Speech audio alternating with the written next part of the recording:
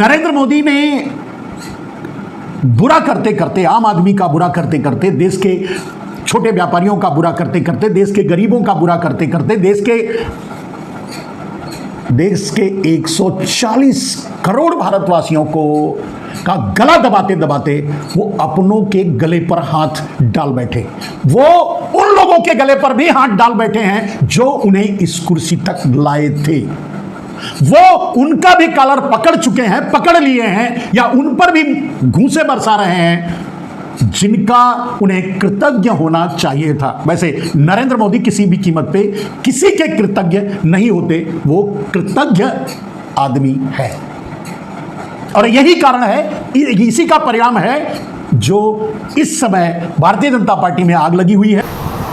रुकावट के लिए खेद है, कृपया एक सेकंड, एक क्षण अपना समय दे करके इस चैनल को सब्सक्राइब कर लीजिए, बेल आइकन की घंटी भी दबा दीजिए और हो सके तो लाइक और शेयर भी कर दीजिए।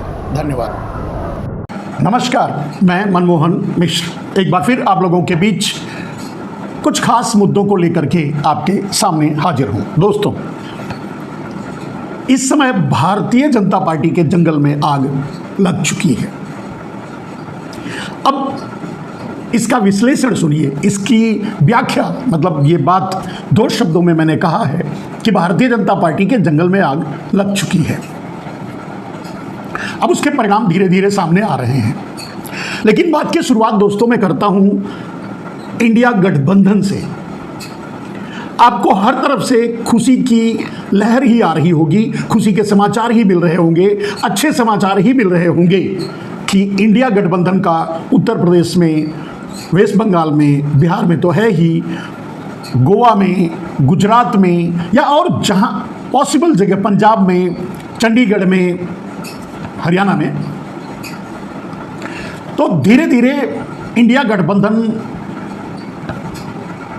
अब धीरे धीरे सामने आ रहा है और इंडिया गठबंधन मजबूती से भारतीय जनता पार्टी को डराने की स्थिति में आ गया है। ये फ्रंट की बात मैं कर रहा हूं, जो लोग समझ रहे हैं, जो लोग देख, अंदर की बात मैं अभी थोड़ी देर बाद बताऊंगा, आगे चल करके 1-2 मिनट के बाद। इसे सुनिए। तो ये स्थिति है सामने से कि इंडिया गठबंधन अब पूरी तरह से लड़ने के लिए तैयार है। राहुल गांधी नेतृत्व कर रहे हैं, करने के लिए तैयार हैं। इंडिया गठबंधन ही जीतेगा और राहुल गांधी प्रधानमंत्री बनेंगे, ये तो अटल सत्य और साबित हो गया है। इसमें कोई दो राय नहीं, कोई किंतु परंतु नहीं। लेकिन उससे भी आगे बढ़ करके कुछ बातें मैं आपको बता दूं जिससे आप समझ जाएं और आगे लड़ने के लिए तैयार हो जाएं। मेरे दोस्त, इंडिया गठबंधन वजूद में नहीं आया होता और इंडिया गठबंधन पूरी तरह से फेल हो गया होता। इंडिया गठबंधन के सारे घटक दल अपने अपने तरीके से चुनाव लड़ते। कल्पना कीजिए, जो कोशिश नरेंद्र मोदी की थी, जो कोशिश भारतीय जनता पार्टी की थी, अगर सब कुछ मोदी के अनुसार, भारतीय जनता पार्टी के अनुसार हुआ होता, मेरे दोस्त, तब भी मैं आज भी ये बात चैलेंज के साथ कह सकता हूं और गारंटी ले सकता हूं, आप इसे याद रखना, तब भी अकेले कांग्रेस चुनाव लड़ करके चुनाव जीतती और राहुल गांधी प्रधानमंत्री बनते। इंडिया गठबंधन के बन जाने से, इंडिया गठबंधन के वजूद में आने से और इंडिया गठबंधन के कारण इस तरह की जीत मिलेगी जिसकी कल्पना नरेंद्र मोदी अभी तक करते रहे हैं और कर रहे हैं। बहुमत से पहली बार सरकार बना ली, हिंदू मुसलमान के बीच दंगा करवा के और हिंदू मुसलमान को मुद्दा बनाकर। 2019 में दूसरी बार सरकार बना ली, अपने ही देश के 44 सैनिकों की बलि चढ़ाकर पुलवामा में। लेकिन ऐसा अब संभव नहीं था, करते तो उसका दूसरा रिएक्शन होता, संभावना थी।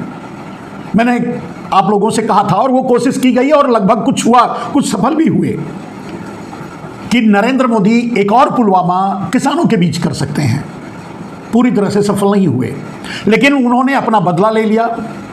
माफीनामे का बदला चुका लिया, किसानों पर गोली चलवा दी, डंडे चलवा दिए, आंसू गैस के गोले चलवा दिए, और आज भी किसानों को सड़क पर बिठा के रखे हैं। वो उनका बदले वाला नेचर है, उसको वो पूरा कर रहे हैं। लेकिन मेरे दोस्त, मैंने कहा इंडिया गठबंधन के आ जाने से, वजूद में आने से, और जो सफलताएं राहुल गांधी, कांग्रेस, इंडिया गठबंधन और दूसरे नेताओं को मिल रही हैं, जो सामने आ रही है परिस्थिति, स्थिति, वो नरेंद्र मोदी जो सपना दिखा रहे हैं वो इंडिया गठबंधन हासिल करेगा। नरेंद्र मोदी जो हवा में छोड़ रहे हैं उस अचीवमेंट को इंडिया गठबंधन हासिल करेगा। 400 का पार भारतीय जनता पार्टी, नरेंद्र मोदी अपने लोगों को सपने दिखा रहे हैं अपना टिकट बचाए रखने के लिए, वो इंडिया गठबंधन हासिल करेगा। नरेंद्र मोदी इंडिविजुअल माने as a Bharatiya Janata party 370 plus का नारा दिए हैं, 370 प्लस कांग्रेस भी पहुंच सकती है।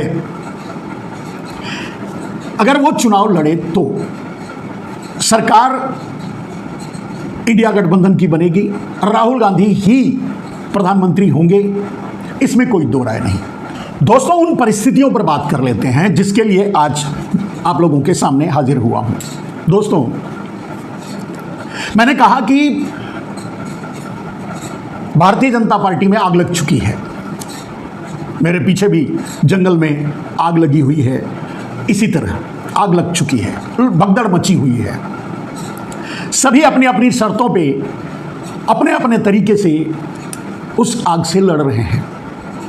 दोस्तों, एक अंदर की बात जो आप तक पहुंचाना चाहता हूं, आगे चल करके आपको समझ में आ जाएगा, आपको देखने को मिलेगा कि लगभग 5 से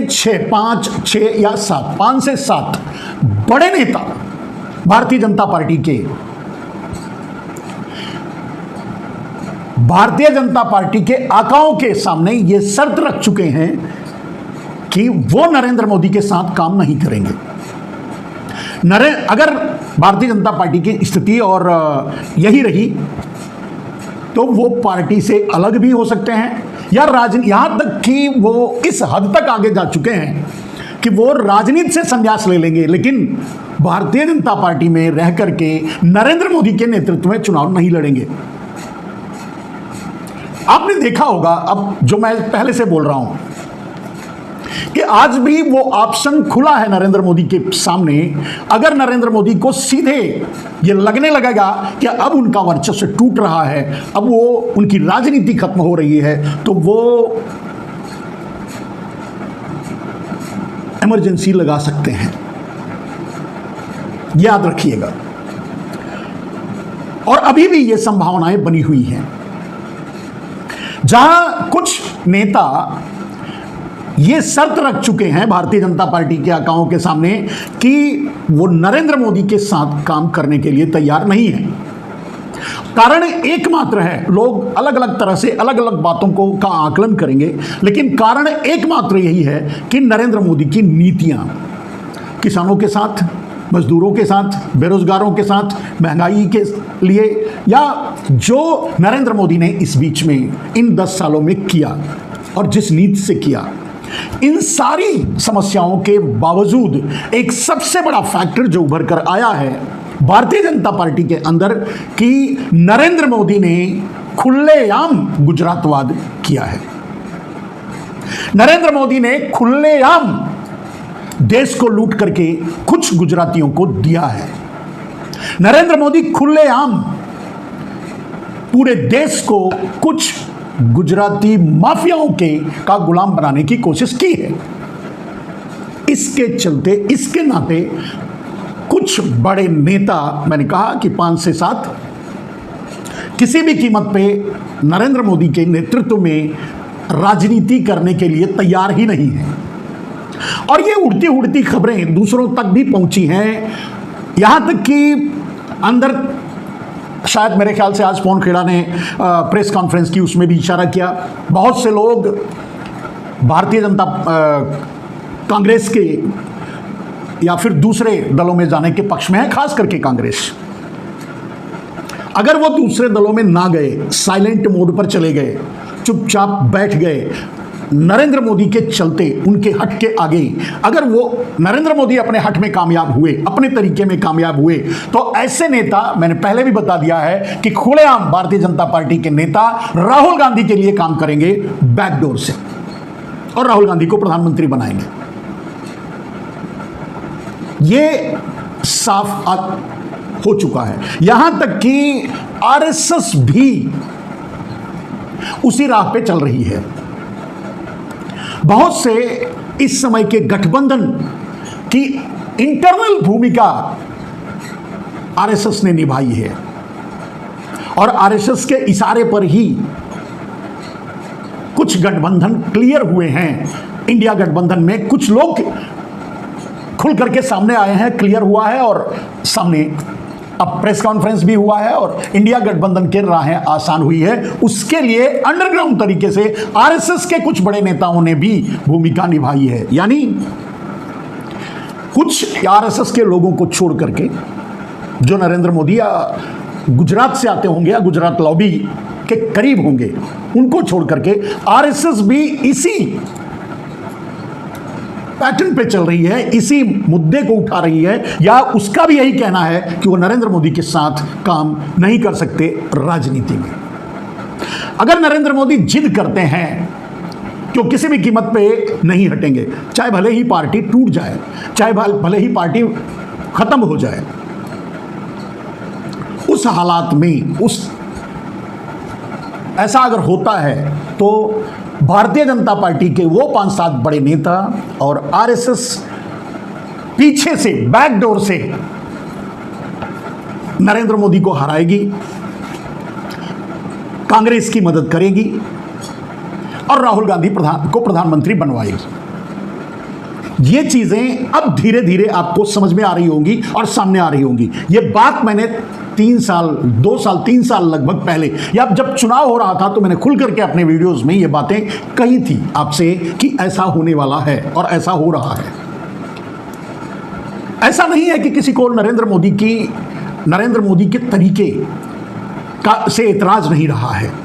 नरेंद्र मोदी ने जिस तरह से पूरे देश के संसाधनों को, इंफ्रास्ट्रक्चर को, रेल को, एयरपोर्ट को, पोर्ट को, सब कुछ अडानी यानी मोडानी के नाम किया, कब्जा किया, कोयला पर, बिजली पर, पानी पर, हर चीज पर, सीमेंट पर, कहने का मतलब विकास से जुड़े सारे उन संसाधनों पर या मूवमेंट से जुड़े सारे उन संसाधनों पर नरेंद्र मोदी ने बैकडोर से ईडी, सीबीआई और आईटी का इस्तेमाल करके गन पॉइंट पर सब कुछ अडानी को दिलवाया और आपने देखा। ये बातें भारतीय जनता पार्टी के बड़े नेताओं को, ये बातें आरएसएस के लोगों को भी नागवार गुजरा, जो पूरे भारत की बात कर रहा हूं। अगर गुजरात लॉबी का कोई करीबी है, बहुत करीबी है, जो मोदी के खिलाफ नहीं जान सकता या खुद गुजरात से ही आता हो और वो मोदी के करीबी हो, उनको छोड़ करके आरएसएस में भी यही मुद्दा दौड़ रहा है। यानी बीजेपी की आग आरएसएस को भी लपेटे में ले चुकी है। और जो आरएसएस से जुड़े हुए संगठन हैं या हिंदुत्व के मुद्दे को लेकर के जो लड़ रहे थे, जो मोदी को हिंदुत्व का मसीहा समझ रहे थे, उन सभी के भ्रम टूटे हैं। और उन सभी, नरेंद्र मोदी अगर कहें कि उन्होंने काम किया है तो 2 काम वो गिना सकते हैं। एक 370 कश्मीर का मुद्दा और दूसरा राम मंदिर। अपने पक्ष में वो खुल करके सामने गिनाएंगे कि अगर आगे चुनाव लड़े तो, अभी संभावना नहीं है, अगर लड़े तो आगे गिना सकते हैं। लेकिन नरेंद्र मोदी ने इस 2 कामों के उलट जितना खतरनाक काम किया है, पूरे देश को लूटने का, पूरे देश को अपने कब्जे में लेने का, पूरे देश को अडानी मोडानी में बांटने का, पूरे देश जो भी किया है नरेंद्र मोदी ने, वो किसी को पसंद नहीं आया है, भारतीय जनता पार्टी के छोटे से कार्यकर्ता से लेकर के बड़े नेताओं तक। लेकिन सब एक दूसरे का मुंह देख रहे थे, कोई बोले तो बोलेंगे, और यही होता है। बिल्ली के गले में घंटी कौन बांधेगा पहले, यही हाल भारतीय जनता पार्टी के नेताओं का है। जानते सब कुछ हैं, समझते सब कुछ हैं, मोदी के अत्याचार से पीड़ित भी हैं, लेकिन साहस नहीं है। लेकिन अब साहस करना ही पड़ेगा। डिक्लेयरिंग ऑफ द डेट, अभी मैं आपको बता रहा हूं, आपके सामने ये मुद्दे, ये बातें कब आएगी वो मैं बता सकता हूं। जिस दिन चुनाव का बिगुल बज जाएगा, जिस दिन आचार संहिता लग जाएगी, उसके दूसरे दिन आपको ये सारे चेहरे साफ हो जाएंगे, सामने आ जाएंगे, सब कुछ क्लियर हो जाएगा। लेकिन इस बीच में जो घमासान चल रहा है, जो उठापटक चल रही है, उसके परिणाम क्या क्या हो सकते हैं। मैंने कहा पहला परिणाम यह हो सकता है कि नरेंद्र मोदी भारत में इमरजेंसी लगा दें और चुनाव कैंसिल कर दें। इसके चांसेस 80% हैं मेरे दोस्त, आज भी, अभी भी। क्योंकि नरेंद्र मोदी जिस शर्त पर पीछे हटने की बात कर रहे हैं, अभी तक नरेंद्र मोदी ने यह नहीं कहा, या मोदी के समर्थकों ने यह नहीं कहा, कहीं आपने नहीं सुना होगा कि नरेंद्र मोदी कहां से चुनाव लड़ने जा रहे हैं। नरेंद्र मोदी चुनाव लड़ने ही नहीं जा रहे हैं। नरेंद्र मोदी को टिकट मिला ही नहीं है, मिलेगा भी नहीं। अब वही मोल भाव चल रहा है। पैसा नरेंद्र मोदी के हाथ में है, साथ में है, और पैसे वाले पूंजीपति नरेंद्र मोदी के समर्थन में हैं। पूरी भारतीय जनता पार्टी, आरएसएस और दूसरे घटक दल आरएसएस के सब एक साथ हैं। ये दो फाड़ है। यानी ऐसे अगर देखेंगे तो गुजरात लॉबी एक तरफ है और पूरी भारतीय जनता पार्टी, आरएसएस और बाकी सब एक साथ है। वोटर में भी वही हाल है। तो नरेंद्र मोदी के पास दो ऑप्शंस हैं। मैंने कहा कि नरेंद्र मोदी के पास अभी भी उस ऑप्शन का इस्तेमाल कर सकते हैं। नरेंद्र मोदी इस्तीफा दे सकते हैं, नरेंद्र मोदी इमरजेंसी लगा सकते हैं देश में, संसद को भंग कर सकते हैं, चुनाव को टाल सकते हैं, कई सालों तक टाल सकते हैं। यह उनका एक्शन होगा। जब बातें उनके अंदर नहीं बन पाएंगी, उनके हाथ से निकलने लगेगा। इसकी 80% संभावना है। अब 20% संभावना क्या है? 20% आप ये मान के चलिए कि नरेंद्र मोदी की शर्त जो है वो ये है कि वो तभी पीछे हटेंगे जब अमित शाह को प्रधानमंत्री बनाना भारतीय जनता पार्टी स्वीकार करेगी। यानी खुद नहीं रहेंगे तो अमित शाह प्रधानमंत्री रहेंगे, और वो किसी को भी नहीं चाहते। अमित शाह को प्रधानमंत्री बनाना चाहते हैं अपनी जगह पे। अगर वो उनके सामने हटने की नौबत आती है और हटते हैं तो बात यही नहीं खत्म होती। और माफ कीजिएगा, द्रौपदी मुर्मू का कार्यकाल खत्म होने के बाद नरेंद्र मोदी राष्ट्रपति बनाए जाएं, ये उनकी योजना है। उनकी अपनी योजना वही है कि संविधान को बदल करके अमेरिकन डेमोक्रेसी लागू किया जाए, या चाइना की तर्ज पे नरेंद्र मोदी को आजीवन प्रधानमंत्री या राष्ट्रपति घोषित किया जाए। आज भी उसी मंतव्य पे काम कर रहे हैं, और अपने उसी मंतव्य को पूरा करने के लिए नरेंद्र मोदी ने पूरे देश को लूट करके अडानी की जेबें इसीलिए भरी हैं कि सारी ताकत, सारा पावर जब पूरे देश से मुकाबला करना पड़ जाए, नेताओं तो छोड़ दीजिए, जैसे आज किसान सड़क पर हैं, पूरे देश से अगर किसान सड़क पर, अभी पंजाब, हरियाणा और उत्तर प्रदेश का कुछ भाग सामने सड़क पर आ रहा है, अगर पूरे देश का किसान सड़क पे आ जाए, पूरे देश का वो 80 करोड़ जनता जो 5 किलो अनाज की भीख मांग रही है वो सड़क पे आ जाए, पूरे देश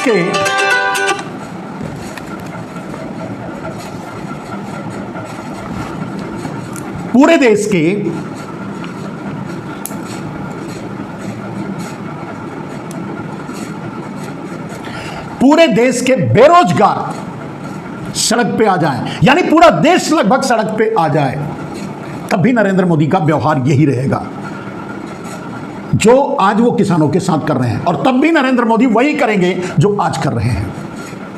और यही पूरे देश के नेताओं को, यही भारतीय जनता पार्टी को, यही आरएसएस को चुभ गया है।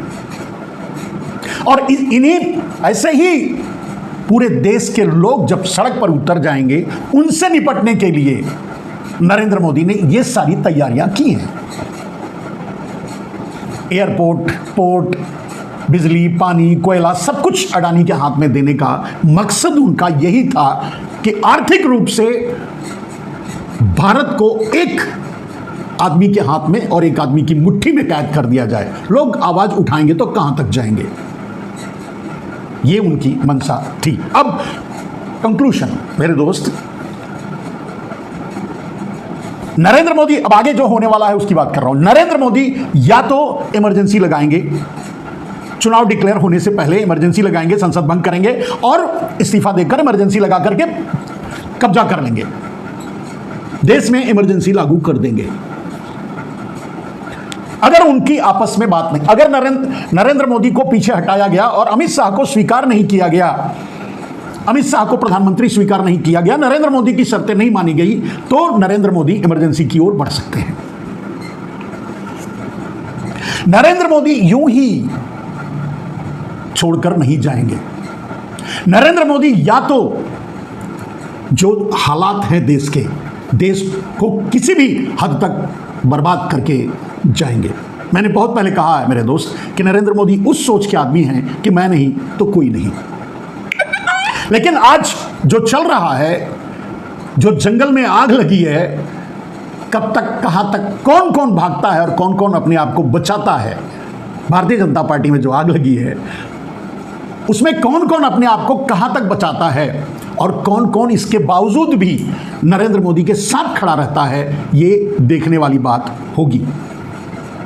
लेकिन सब कुछ दबाने में अगर नरेंद्र मोदी पैसे के बल पे कामयाब हो गए, चुनाव भी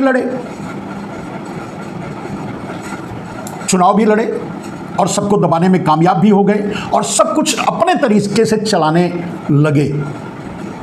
यह है उसके बाद का प्लान जो मैंने सबसे पहले आपको बताया कि भारतीय जनता पार्टी के वो ये नेता परोक्ष में रह गया, तो सीधे आ जाएंगे सामने और कांग्रेस ज्वाइन कर लेंगे या दूसरी पार्टी बना लेंगे, जो भी होगा उसका जो परिणाम होगा। लेकिन प्रत्यक्ष या परोक्ष वो कांग्रेस की मदद करेंगे।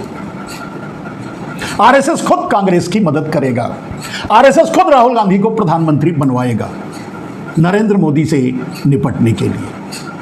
मेरे दोस्त, नरेंद्र मोदी ने बुरा करते करते, आम आदमी का बुरा करते करते, देश के छोटे व्यापारियों का बुरा करते करते, देश के गरीबों का बुरा करते करते, देश